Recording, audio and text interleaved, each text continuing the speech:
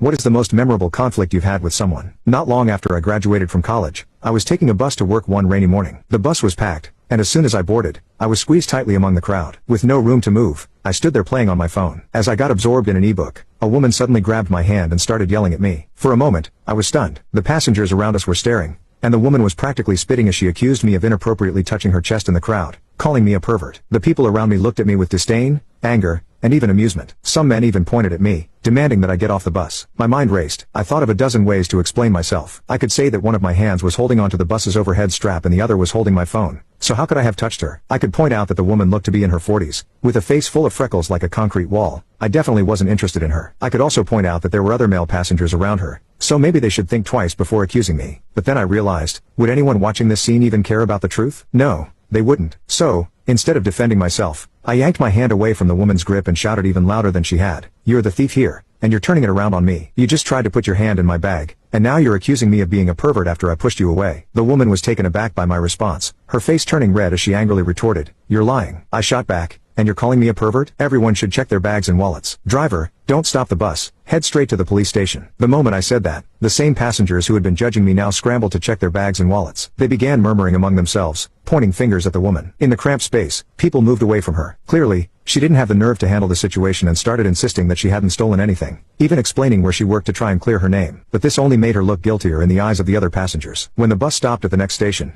she quickly got off, looking embarrassed. Of course, I knew she wasn't actually a thief. I had deliberately turned the accusation back on her, but I didn't feel guilty because I hadn't touched her chest. She had falsely accused me first. One of my university professors, Mr. Zhang, had taught me this tactic. He always seemed carefree and unrestrained, often doing things that crossed the line but never getting into trouble for it. I remember once after class, a group of us boys were playing cards in the classroom. Mr. Zhang quietly watched for a while before he couldn't resist and shoved one of us aside to take over, saying, "Your card playing is terrible. Let me show you how it's done." That's how we discovered he was also a card enthusiast. One time, while playing mahjong off campus, he sat there like a street thug, smoking and chewing betel nuts while imparting his 4 life principles to us. Don't chase true love from prostitutes. Don't sacrifice yourself for slogans. Play dumb around your boss. And always muddy the waters when things go wrong. He told us, most of the stuff I teach you in class, less than 1% will be useful in life. But if you learn these 4 rules, you'll benefit endlessly. Later, there was a scandal at our school where Mr. Zhang's competitor was accused of academic fraud. It was said that the competitor had used ghostwriters for many of his papers. Clearly, Mr. Zhang's rival had set him up,